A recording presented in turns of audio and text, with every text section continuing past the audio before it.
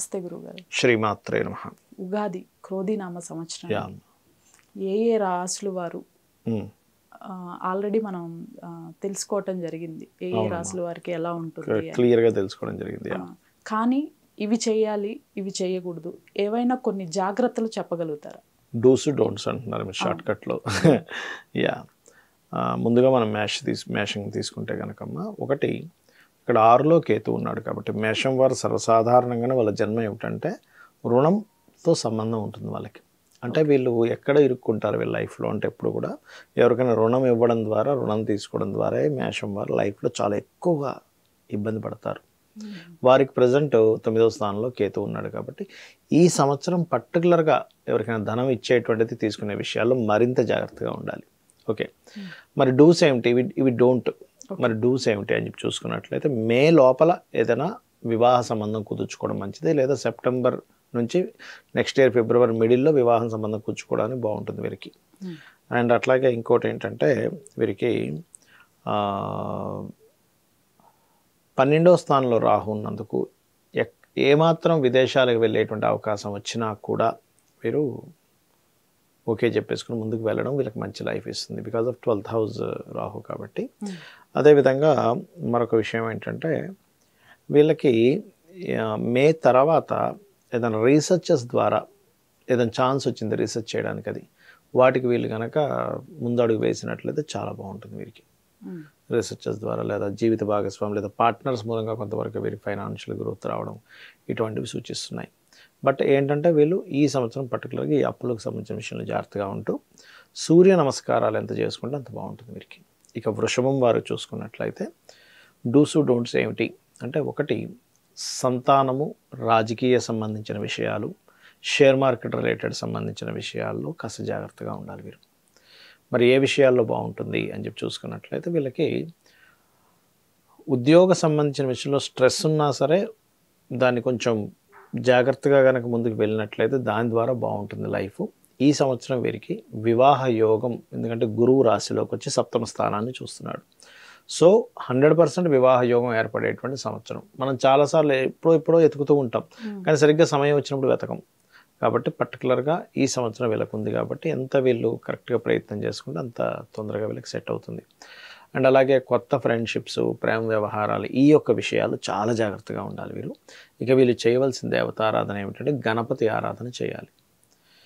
మిథునం వారు చేయవలసింది చేయకూడదు, ముందు చేయకూడదని చూసుకున్నట్లయితే ప్రాపర్టీస్ తీసుకునేటప్పుడు మెయిన్గా చూసుకొని తీసుకోవాలి.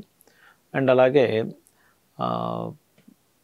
భాగ్యస్థానంలో శని భగవానుడు ఉన్నాడు కాబట్టి సర్వసాధారణంగా ఆ స్థానంలో శాటర్న్ ఉన్నప్పుడు ఏంటంటే ఏదైనా బ్యాంక్ ట్రాన్సాక్షన్స్ చేసేటప్పుడు కొంత జాగ్రత్తగా ఉండాలి, మెయిన్గా ఇవి చూసుకోవాలి.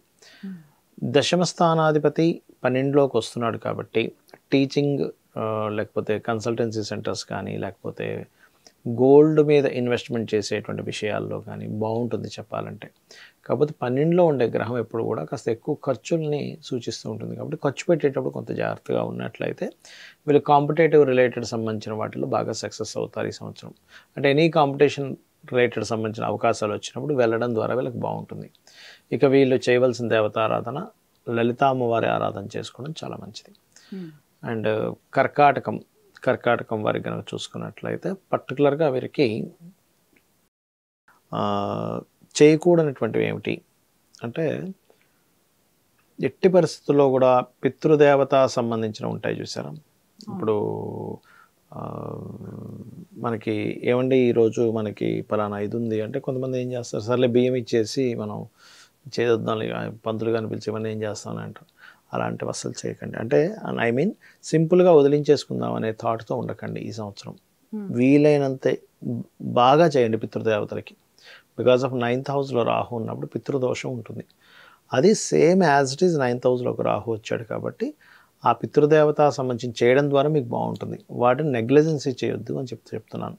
And another thing is agreements రాసుకునేటప్పుడు, ఎవరితోనైనా మెయిలింగ్ చేసేటప్పుడు చాలా జాగ్రత్తగా ఉండాలి.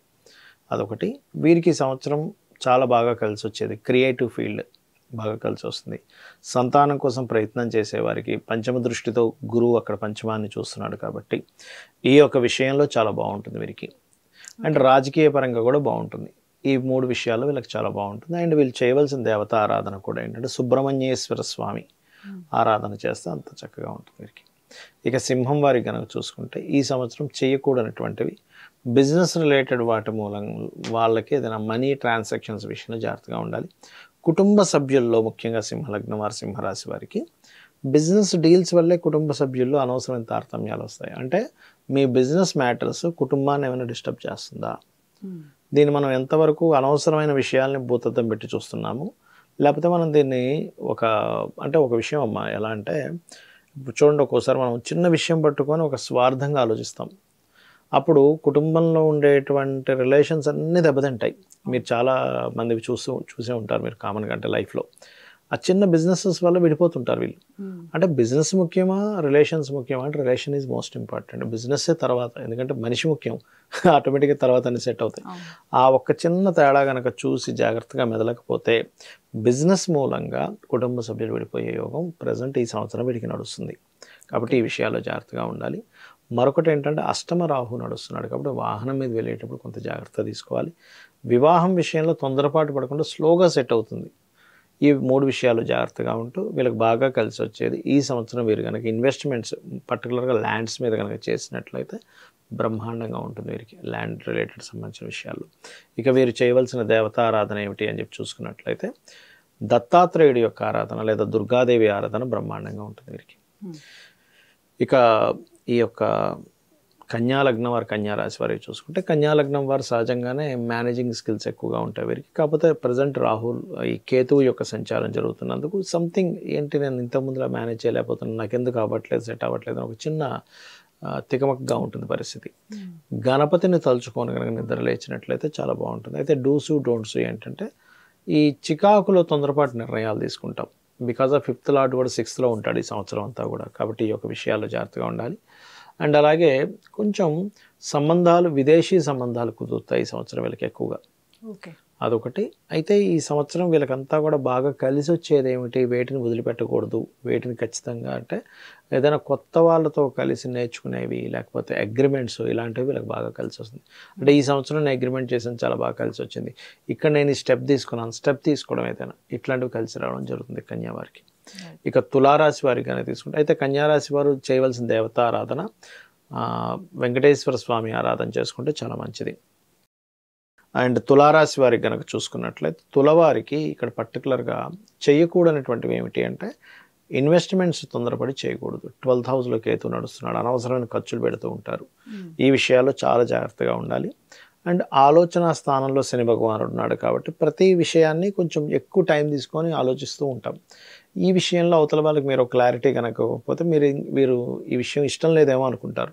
అంటే ఒక విషయం ఎవరో చెప్పారు మనకి, ఏమంటే మీరు మాతో బిజినెస్ చేయొచ్చు అని మీరు థింక్ చేస్తూ ఉన్నారు. అవతల వాళ్ళు మీరు ఆలోచిస్తున్నారు అనుకోకపోవచ్చు, మీకు ఇష్టం లేదేమో అందుకే అవాయిడ్ చేస్తున్నారు అనుకోవచ్చు. కాబట్టి మీరు క్లారిటీ ఇవ్వాలి అవతల వాళ్ళకి, ముఖ్యంగా ఫ్రెండ్స్కి. బికాజ్ ఆఫ్ పంచమ స్థానంలో శని ఉన్నాడు కాబట్టి మరి వీళ్ళకి బాగా కలిసి వచ్చేది ఫైనాన్షియల్గా బాగా కలిసి వస్తుంది ఈ సంవత్సరం వీరికి. బికాజ్ ఆఫ్ 2nd హౌస్లో గురువు చూస్తున్నాడు కాబట్టి. ఇక వీళ్ళు చేయవలసిన దేవత ఆరాధన కాళికా అమ్మవారి ఆరాధన కనుక చేసినట్లయితే మరింత బాగుంటుంది. ఇక వృశ్చికం వారికి కనుక చూసుకున్నట్లయితే స్కార్పియో వారికి ఈ సంవత్సరం జాగ్రత్తగా ఉండవలసినటువంటి అంశము కన్స్ట్రక్షన్ రిలేటెడ్ ఏదైనా వాహనాలు కొనుగోలు చేసేటప్పుడు ఆరోగ్య సంబంధించిన విషయంలో ఈ 3 విషయాల్లో చాలా జాగ్రత్తగా ఉండాలి. దీనికి మరి పరిహారం ఏమిటంటే నువ్వులు దానంగా ఇస్తే సరిపోతుంది. అండ్ అలాగే వీళ్ళకి బాగా కలిసి వచ్చేటువంటిది కొత్త ప్లానింగ్స్, డిఫరెంట్ యాప్స్ క్రియేట్ చేయడం వల్ల, సాఫ్ట్వేర్ రిలేటెడ్ సంబంధించిన క్రియేట్ చేయడం వల్ల బాగా కలిసి వస్తుంది వీరికి. కాకపోతే గణపతి ఆరాధన చేస్తూ ఉంటూ ప్రయత్నం చేసినట్లయితే మరింత బాగుంటుంది. కొంచెం గర్భవతులు కూడా కొంత జాగ్రత్తగా ఉండాలి 5th హౌస్లో రాహు ఉన్నందుకు. ఇక వీళ్ళకి అన్ని విధాలా బాగుండాలంటే దుర్గా ఆరాధన ఈజ్ ద బెస్ట్ రెమెడీ. ఇక వృశ్చికం వారికి కనుక వృశ్చికం అయిపోయింది. ధనస్సు వారికి కనుక చూసుకున్నట్లయితే ధనుర్లగ్నం వారి ధనస్సు రాశి వారికి ఈ సంవత్సరం ఉద్యోగ సంబంధించిన విషయాల్లో కొంత జాగ్రత్తగా ఉండాలంటే తొందరపడి ఉద్యోగం మానేయకూడదు. ఎలా ఉంటుందంటే వీళ్ళకి ఈ ధనస్సు రాశి వారికి వీళ్ళు అసలు ఆ ఉద్యోగం మానకూడదు అనుకుంటారు, కానీ మధ్యలో ఉండే వ్యక్తి చేసిన మ్యానిపులేషన్ వల్ల ఈ అబ్బాయి ఉద్యోగం పోతుంది. అంటే ఎలా అంటే చెప్తాను చూడండి. ఇతను మానాలని అనుకోడు, కానీ మధ్యలో ఉన్న వ్యక్తి ఏం చేస్తుంటే బాస్ దగ్గరికి వెళ్ళి ఏమంటే అబ్బాయి మానేసేలా ఉన్నాడు ఆయన మాటలు చూస్తుంటే అంటాడు. మాటలు చూస్తుంటే మానేసేలా ఉన్నాడు అంటాడు, అంతేకాని మానేస్తున్నాడు నాకు చెప్పాడు అని ఏం చెప్పడు తెలివిగా. ఈ అబ్బాయి దగ్గరికి వచ్చి ఏం చెప్తారంటే, ఏమో నీ ఉద్యోగం సంథింగ్ లే ఆఫ్లో అనిపిస్తుంది, నాకు ఎందుకో జాగ్రత్త చూసుకో అంటాడు.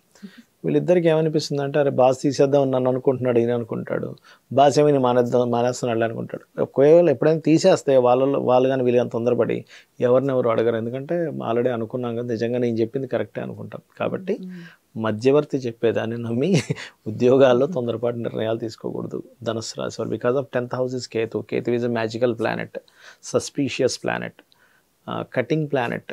అది బుధరాశుల్లో ఉందంటే మధ్యవర్తి, బుధుడు అంటే మధ్యవర్తి చేసిన పిచ్చి పనుల వల్ల వీళ్ళిద్దరు సఫర్ అవుతారు అనవసరంగా. ఒక మంచి ఎంప్లాయీని వాళ్ళు కోల్పోవచ్చు, ఒక మంచి ఆర్గనైజేషన్ వీళ్ళు కోల్పోవచ్చు. అదే, సో ఈ విషయాల్లో జాగ్రత్తగా ఉండాలి. అండ్ పరాక్రమం ద్వారా కొన్ని చక్కగా సాధిస్తారని చెప్పుకోవచ్చు ఈ సంవత్సరం. అండ్ అట్లాగే ఈ సంవత్సరం వీళ్ళకి ఇన్వెస్ట్మెంట్స్ చేయడానికి చాలా మంచిది. మంచి ల్యాండ్స్ మీద ఇన్వెస్ట్మెంట్ చేసే విషయంలో వీళ్ళకి కనుక ల్యాండ్స్ పరంగా బాగుంటే ఈ జాగ్రత్త తీసుకుంటే బాగుంటుంది. ఇక వీరు లక్ష్మీ నరసింహస్వామి ఆరాధన చేసుకుంటే మంచిది. ఇక మకరం వారి కనుక చూసుకుంటే, మకర రాశి వారికి పుణ్యక్షేత్రాలకి వెళ్తే ఈ సంవత్సరం పాస్ట్ లైఫ్లో ఉన్నటువంటి పుణ్యం ఓపెన్ అవుతుంది వీళ్ళకి.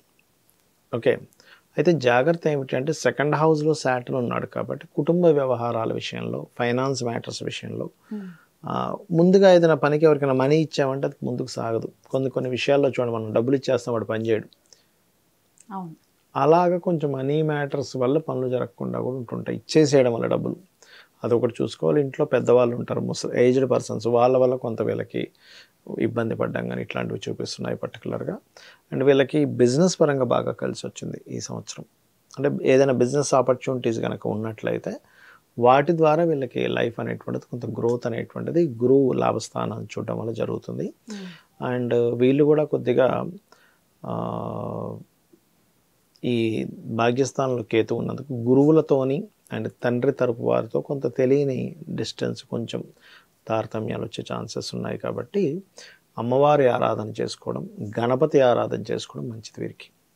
ఇక కుంభం వారు ఏవి చేయాలి ఏవి చేయకూడదు అంటే, ప్రజెంట్ వీళ్ళకి ఆల్రెడీ శని రాశిలో సంచరిస్తున్నందుకు తల్లిగారి ఆరోగ్య విషయంలో వీరు ముఖ్యంగా జాగ్రత్త తీసుకోవాలంటే కొంచెం కాన్షియస్గా ఉండాలి. అండ్ పూర్వీకుల ఆస్తులకు సంబంధించిన విషయంలో, తాతగారి ఆస్తికి సంబంధించిన విషయంలో కొన్ని తప్పుడు నిర్ణయాలు తీసుకుంటారు. ఈ విషయాలు జాగ్రత్తగా ఉండాలి మెయిన్గా.